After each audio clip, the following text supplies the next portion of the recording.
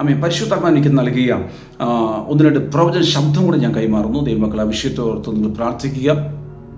ഇനി സംഭവിക്കാൻ പോകുന്ന ഒന്ന് രണ്ട് കാര്യങ്ങൾ, നോർമലി നടന്നുകൊണ്ടിരിക്കുന്ന യുദ്ധമുറകളിൽ നിന്ന് തികച്ചും വ്യത്യസ്തമാകുന്ന രീതിയിൽ, ആമേൻ, ഇപ്പോൾ നടന്നുകൊണ്ടിരിക്കുന്ന വർഷങ്ങളായി ഉണ്ടായിക്കൊണ്ടിരിക്കുന്ന യുദ്ധങ്ങളുടെ ശൈലിയിൽ നിന്ന് തികച്ചും വ്യത്യസ്തമാകുന്ന രീതിയിൽ ഉള്ള യുദ്ധം, രാജ്യങ്ങൾ തമ്മിലുള്ള ഫൈറ്റ് ഉണ്ടാകാൻ പോകുന്നു. എന്നെ ദൈവാത്മാവ് കാണിച്ചിങ്ങനെയാണ്. എനിക്ക് തോന്നുന്നു ഞാനൊരു 3-4 മാസങ്ങൾക്ക് മുമ്പ് ആ ഒരു ദൂത് ഞാൻ കൈമാറിയിട്ടുണ്ട്.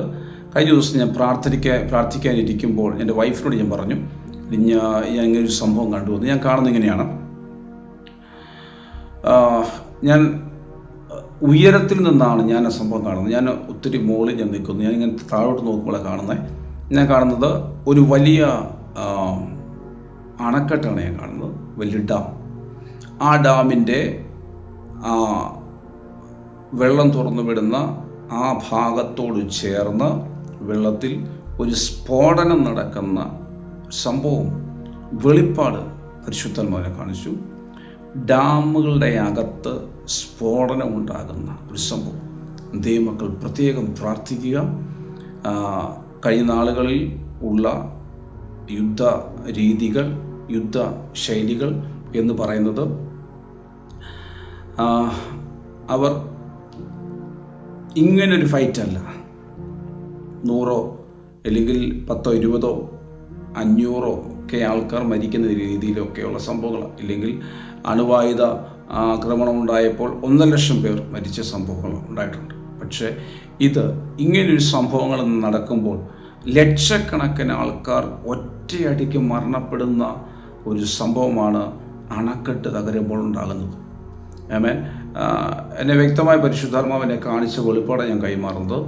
ആമേൻ. ഈ കഴിഞ്ഞ ചില ദിവസങ്ങൾ, ആഴ്ചകൾക്ക് മുമ്പ് പറഞ്ഞു, വീണ്ടും അറബി രാജ്യങ്ങളിൽ വീണ്ടും യുദ്ധമുണ്ടാകുന്നു.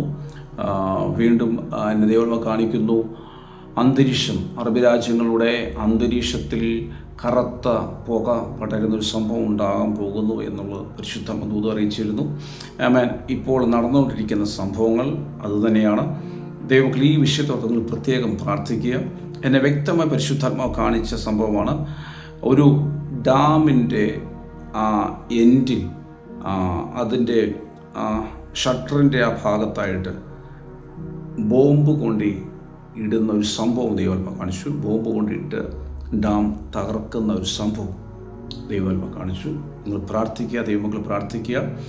ഈ രാജ്യങ്ങളിൽ വരുന്ന, ഈ നമ്മുടെ യുദ്ധങ്ങൾ നടക്കുന്ന രാജ്യങ്ങളിൽ സംഭവിക്കുന്ന, ഞാൻ ഇന്ന രാജ്യമെന്ന് ഞാൻ പറയുന്നില്ല, രാജ്യങ്ങളിൽ സംഭവിക്കുന്ന, നേരിടാൻ പോകുന്ന അടുത്ത വലിയ ഒരു വിപത്താണ്.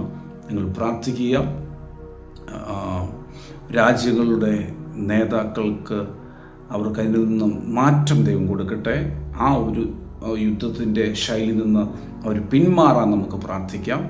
ആമേൻ. രാജ്യങ്ങൾ അങ്ങനൊരു സംഭവത്തിലേക്ക് നീങ്ങിയാൽ ഒറ്റ നിമിഷം കൊണ്ട് ലക്ഷങ്ങളാണ് ഈ ഭൂമിയിൽ നിന്ന് മാറ്റപ്പെടുന്നത്. ലക്ഷക്കണക്കിന് സാധുക്കളായ മനുഷ്യരാണ് ഈ ഭൂമിയിൽ നിന്ന് മാറ്റപ്പെടുന്നത്.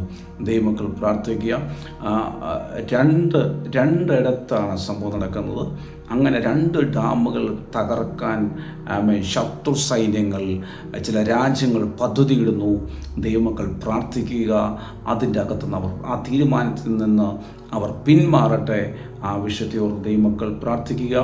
ഡാമുകൾ ബോംബിട്ട്, മിസൈലിട്ട് തകർക്കുന്ന ഒരു സംഭവത്തിലേക്ക് രാജ്യങ്ങൾ നീങ്ങുന്നു. ദൈവമക്കൾ പ്രാർത്ഥിക്കുക. ആ വിഷയത്തിൽ നിന്ന് രാജ്യങ്ങൾ പിന്മാറട്ടെ.